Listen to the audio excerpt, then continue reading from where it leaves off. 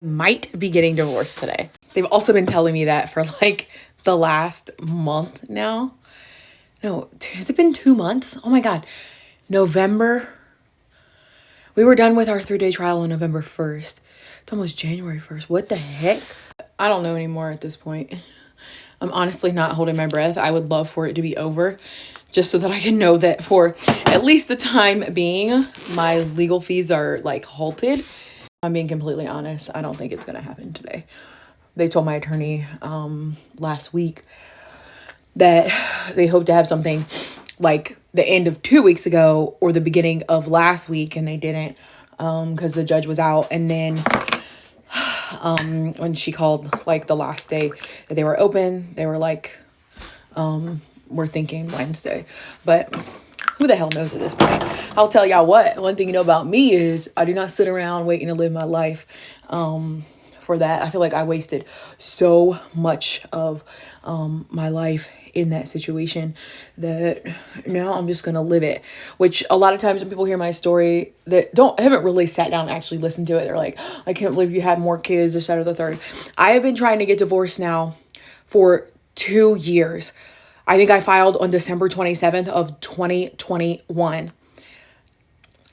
I think today is the 27th.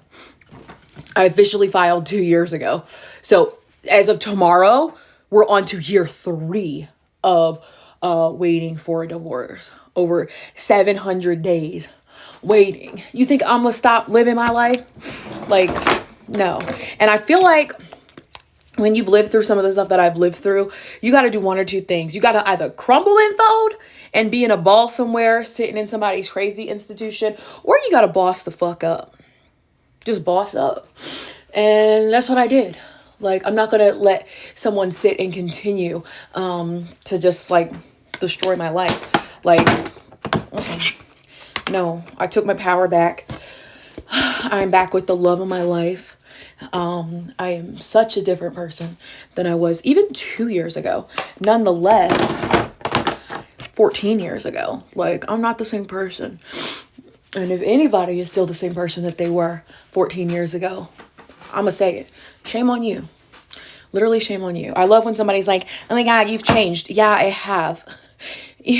Why don't you do this anymore? My favorite one is when people were like, when are you going to go back to cooking live every day?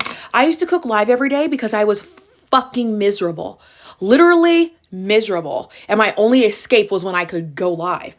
Like, that was it. Now I go live every now and again. But when I tell y'all, that was like one time that I knew that I could at least like just zone out. And that's why I did that all the time. Like, not saying that I'll never cook again like that, but I don't know. I love my life so much now. I don't need to escape like from anything. And even that became like so tedious because he would just sit and watch it and like and I don't mind, like, Anthony watches them too, him and Penelope, like, they like to joke around, but he would sit and like tell people not to talk to me because I was his wife and stuff. Like, he didn't like any men like watching the live video and stuff, and it was weird. Like, he would send people messages, not for comments, for likes. He would go into my likes. Like, I don't even go into my likes. People be like, I got 7 likes. I don't know how many likes I get on a post. I do not care. I post like I'm the only one that's going to see it. Like, I literally do not care. Like, I think it's great when something goes viral or it gets a lot of views or whatever, but I'm a post no matter what. You cannot stop me. But he would go into the likes and send people messages talking about, I'm her husband. Why are you liking her picture? I'm her husband. Join my prayer group. Sir, the amount of prayer you need, like, and I've always wondered this, like, how does God decide? How does God decide? Like, this man over here claiming he's with the Bible and all this stuff. And if you've ever seen any of this stuff he posts on the internet, it's like all this doomsday, like, repent now, you're going to hell, fire and brimstone. Like, that's what he wanted to do. And that was one of the things for me that was like my breaking point, because I felt like throughout all those years, the one thing that I had was like my relationship with God. And even though I grew up in a very, very weird church, I still felt like I had my own relationship with God. And that was something that he never really kind of like messed with, because he wasn't very like religious. He was one of those, like, he went to church on like Easter and Christmas and stuff like that. But then after we went to, I made these friends at this gym that I was going to when I started losing weight, and they would like invite me to go hang out. I was never allowed to go like by myself. So even if it was like a girls' night, he would be sitting there like 2 tables over. And then I would get in trouble for like the different jokes that I laughed at and things like that. But one night we went out for someone's birthday, and it was like at a bar, and this man, we like, me and the girls were like, oh my God, it was one of the best nights of my life. Not just because he got his ass beat, but I just felt like free, like for the first time in my life, like a free adult grown up. Like me and the girls that were there, we were just like dancing, and we were like sweating, and it was like so much fun. So we go outside to like cool off, and I guess people go outside to smoke at clubs or whatever, or bars. It was like a bar really, but they had like a little dance floor. And this guy was like talking to the girls. I was just kind of like standing there.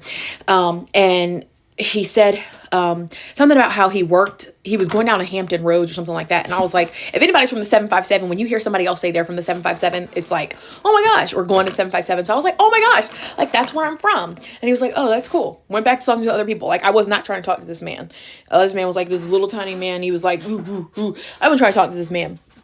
But he came outside and started like going off, and I was like, you never let me have friends. And so I go back inside. I was crying because I was like so mad, because he was like, don't be talking to my wife. And the guy's like, I wasn't, dude, like chill. She told me she was from 757. I said, cool, like that's it. All my friends, I called them my friends, I don't know if they would consider me their friends, but all the girls that I was working out at the gym with that were there were like, hey, she didn't do anything. Like he's not trying to talk to her. He ain't trying to put her in the trunk or nothing like that. Like, he simply said, I'm going down this. He said something about 757, and she said, that's where I'm from. I go inside. I'm crying. He never lets me have friends. Next thing I know, girl, I wish I had pictures, because y'all know one thing about me is I keep receipts. I wish I had pictures. I don't know what happened, but this man got his ass beat. Not beat. Beat. Okay? They beat his ass. His eye was like falling out of his socket. Okay? Police came. It was a mess. I ended up going home with a friend because I was so terrified. He was so upset with me. He also has his license to carry a firearm. So I was terrified. Like I was terrified that night to get home. Like I just knew if I went home, I was not coming back out. So I went to one of the girls who was there. She took me to her house because I was like terrified. I was like, I knew I was going to be in trouble. He was going to blame me and like say it was my fault and everything like that. And he was calling. My grandmother was there like watching the kids while we went out. And I was like, I need to go home, because I knew the longer that I stayed like at this friend's house, the worse trouble I was going to be in when I got home. So she ended up taking me home, and everybody was like texting me all night, like stay in contact with us. Let us know you're okay. And he was supposed to go to anger management and all that stuff after that. He never went. But then like literally that's how I started going to church. Like some girl went to the gym, like posted these videos from church, and I saw the thing and I was like, I want to go. And I was like, this maybe is another place I could make friends. And literally the first time I went to church, he went there with like a black eye. He went to anger management like one time. I don't even know if he really went, but that man beat his ass. I still think about that someday. That little short, I think he was a little Guatemalan man. He let him have it. He let him have it. And I did not condone violence, but sometimes it happens. It's not my problem. I didn't do it. But yeah. Then he started thinking he was God.